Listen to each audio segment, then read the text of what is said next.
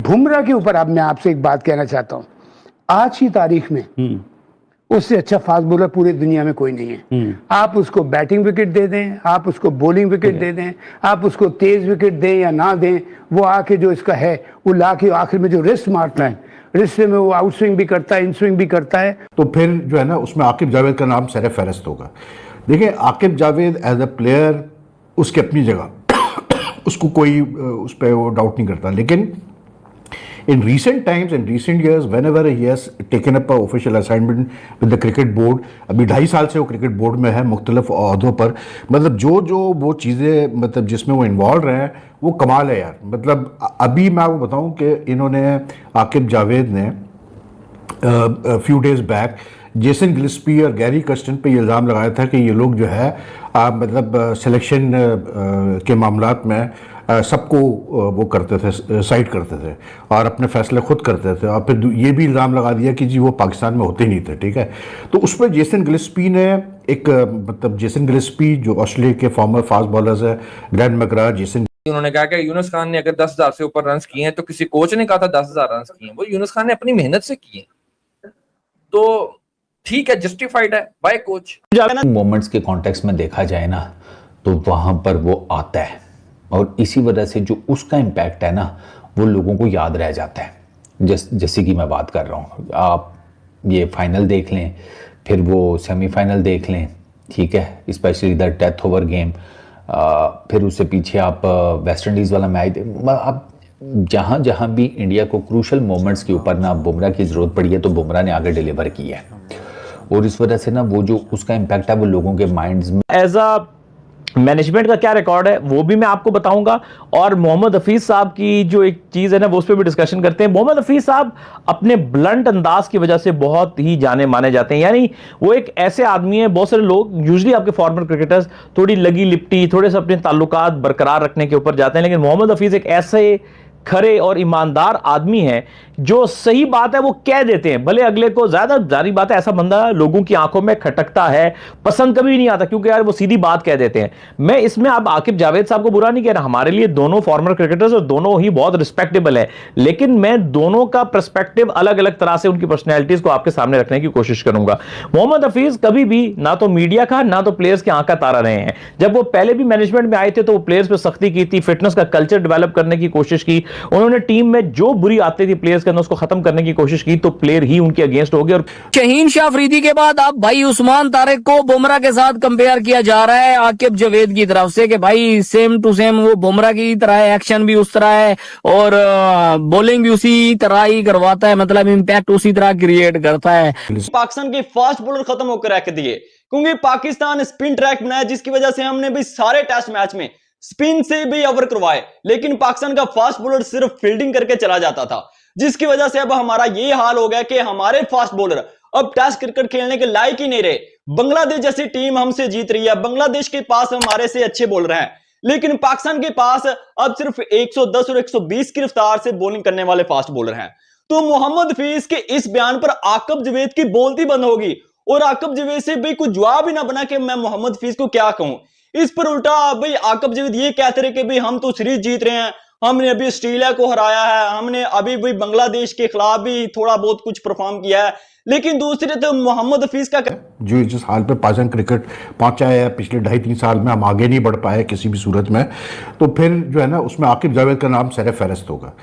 Mentor समझे जाने वाले आकिब जावेद और पाकिस्तानी टीम का बेड़ा गर्क करने में अहम किरदार अदा करने वाले आकिब जावेद जो हैं, उनकी एक टॉक शो में मोहम्मद हफीज़ के साथ जो है सिलेक्शन को लेके जो है थोड़ी सी गहमा गहमी हुई है, क्योंकि डेफिनेटली हफीज़ ने उनकी जो परफॉर्मेंस है as a PCB chief selector, वो उसी पे क्वेश्चन उठाए होंगे, पॉइंट्स रेज किए होंगे, उनको आईना दिखाने की कोशिश की होगी, जिस पे आकिब जावेद साहब बुरा मान गए।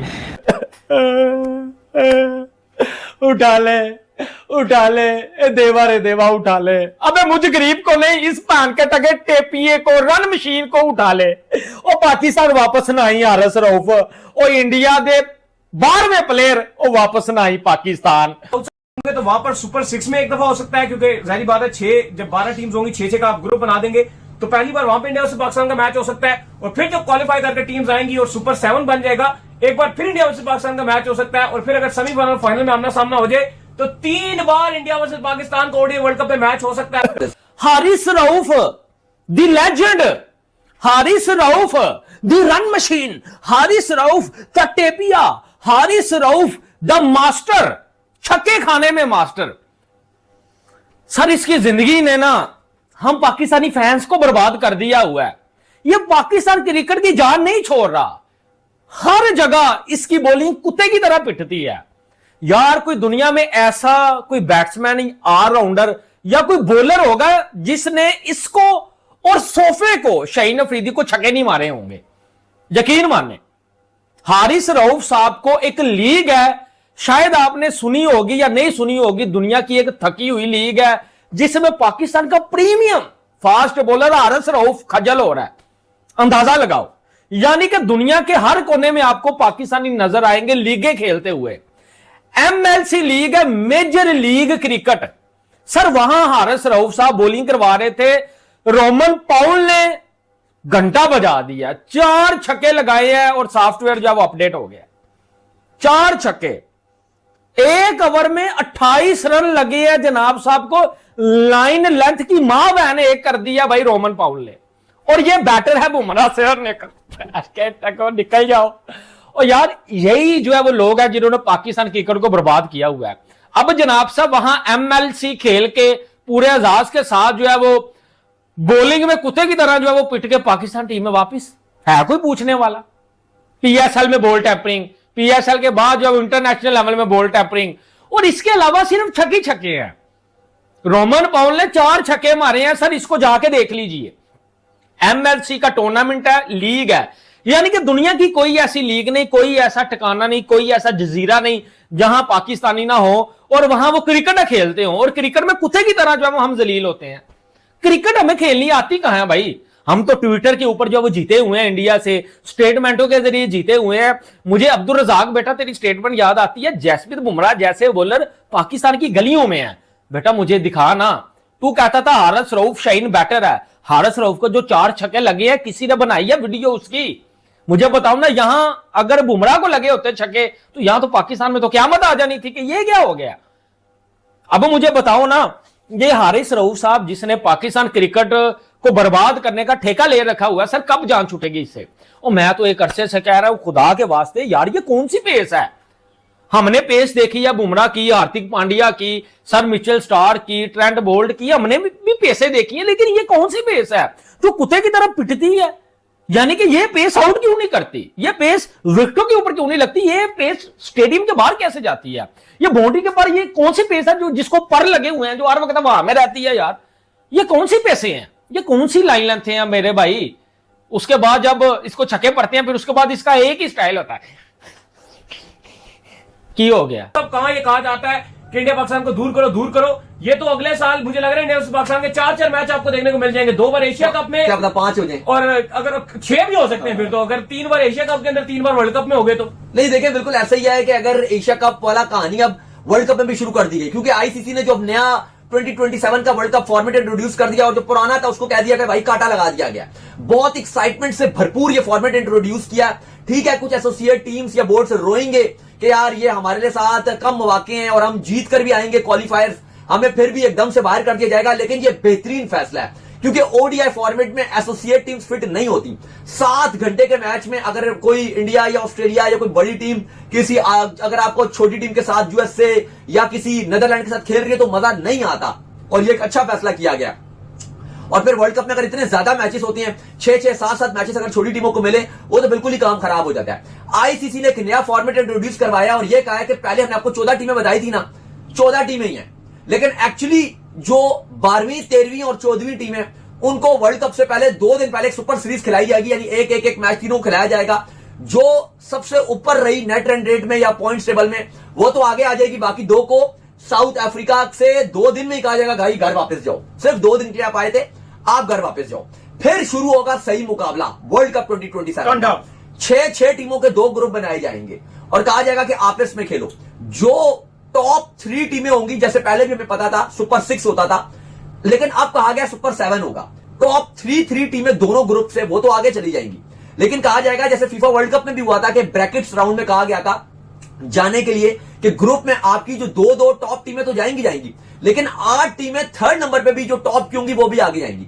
तो आईसीसी ने कहा कि 7वीं टीम भी आगे जाएगी, और वो ऐसे जाएगी कि दो टीमों तो आगे, 3 टीमें तो आगे चलेगी, लेकिन जो चौथे नंबर पे टीमें होंगी दोनों ग्रुप की, उनको देखा जाएगा कि नेट रन रेट किसका बेहतर है या किसके पॉइंट ज्यादा हैं, तो उनमें से 7वीं टीम आगे जाएगी। मतलब यूं क्रॉस हो जाएगा ना कि यार जिसका नेट रन रेट ऊपर हुआ, ऊपर की टीम आगे या अगर मैचेस ज्यादा जीते हुए, और फिर ये होगा कि 7 में 7 टीमें आपस में खेलेंगी। पहले कहा गया था कि सुपर 6 में आप अपने पॉइंट्स कैरी फॉरवर्ड करके लेके जाओगे, पॉइंट साथ लेके जाओगे, ऐसा कुछ भी नहीं है। 2006 का वर्ल्ड कप जो वेस्टइंडीज में खेला गया था कैरेबियन में, उसकी तरह कर दिया गया है। कुल मिला के ना अक्ल अब ये आ गई है कि आईसीसी ज्यादा से ज्यादा मैचेस कॉम्पिटिटिव क्रिकेट और स्ट्रॉन्ग क्रिकेट करवा रहा है। ये हम आईसीसी को हमेशा से बोलते थे कि भाई तू इतने ज्यादा मैचेस करवा, जब लीगें 2.5 महीने हो रही हैं, 2 महीने लीगों ने पकड़ा हुआ है, तो भाई साहब आप क्या पीछे जो मुंह अड़ के बैठे हुए, आप भी अपनी ज्यादा करवा दीजिए। और अब ये हर राउंड में मजा आएगा। पाकिस्तान का हमारा अड़ा होगा कि 6 में है, अब हम 6 टीमों में नहीं भी आ रहे तो चलो 7वीं में भी आएंगे तो भी हम जाएंगे, 12 में से अगर 7 में भी आ गए तो हम अगले राउंड में जाएंगे, और अगले राउंड में 7 टीमें आपस में खेलेंगी, यानी कि 21 मैचेस होंगे, हर टीम को 6